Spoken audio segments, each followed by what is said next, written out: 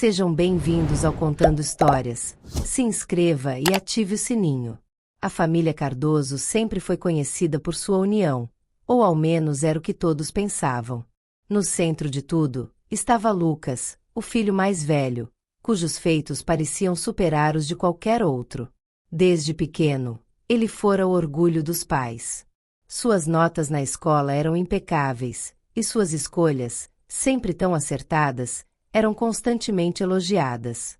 Ele era o filho de ouro, e sua imagem era o reflexo do que os pais desejavam.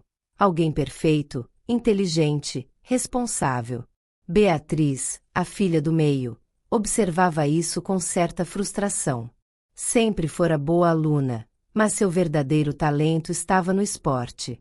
Vez ou outra, seus pais elogiavam sua habilidade no futebol, mas isso nunca parecia suficiente.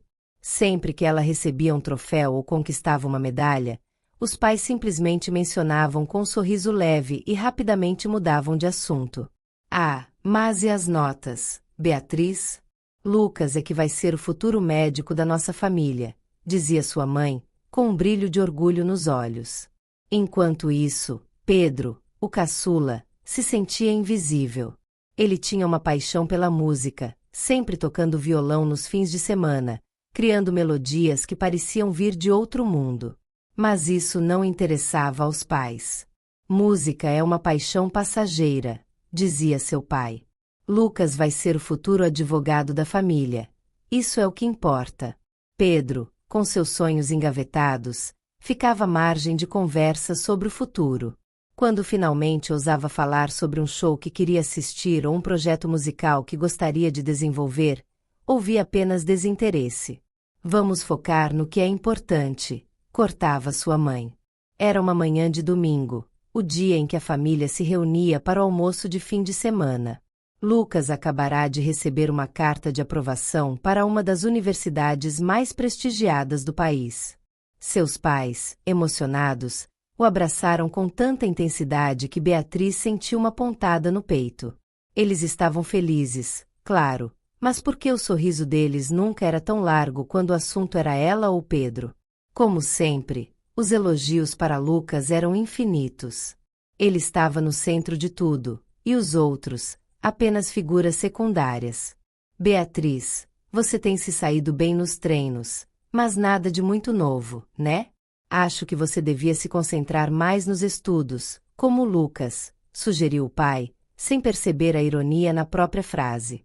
Beatriz mordeu o lábio para segurar as lágrimas. O que mais ela precisava fazer para ser notada, para ser elogiada? Porque ela nunca podia ser mais do que uma sombra da perfeição de Lucas.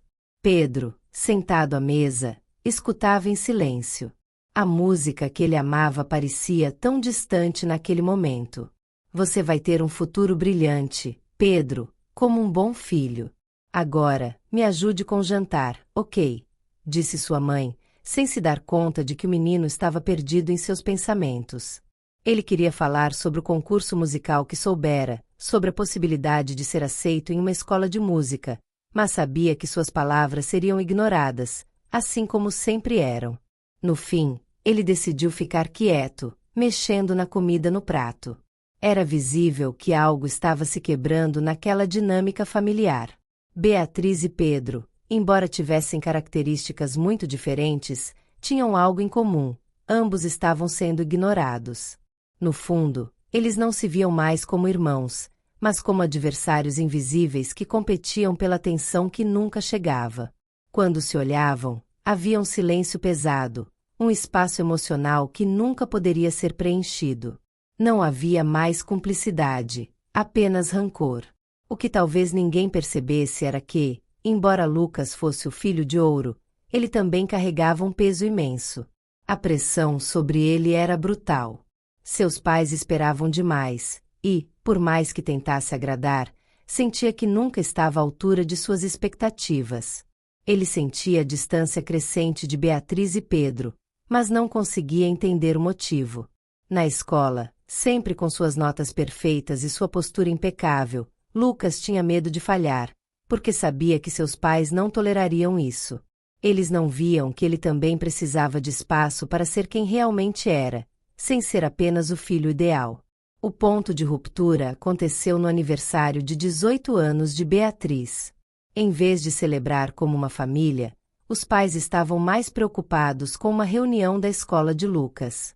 A festa de Beatriz foi uma mera formalidade, com apenas os parentes mais próximos, enquanto Lucas estava no centro das atenções novamente, sendo elogiado pela sua dedicação acadêmica.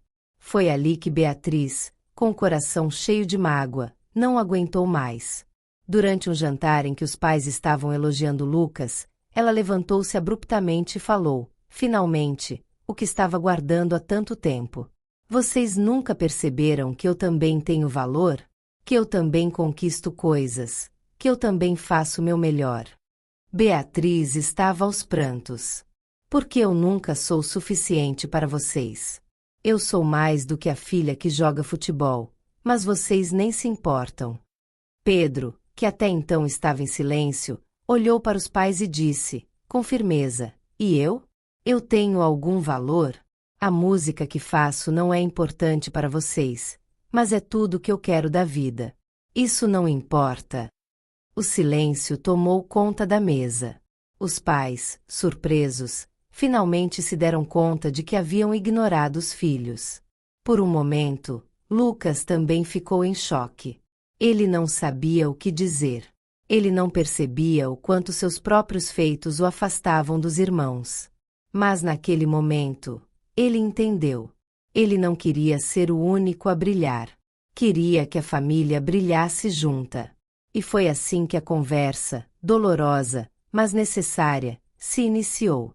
Os pais pediram desculpas sinceras, e com o tempo, começaram a enxergar os filhos de forma diferente. Eles passaram a apoiar Beatriz em seus sonhos esportivos e incentivaram Pedro a seguir sua paixão pela música, embora com a preocupação de que ele tivesse uma base sólida no ensino, sem impor um caminho.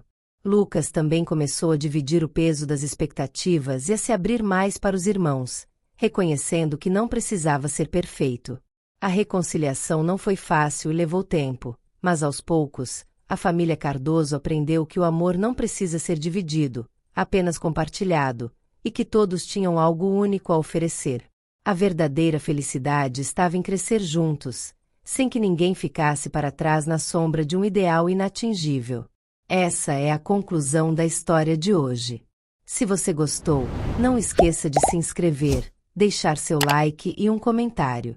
Um forte abraço e até a próxima história.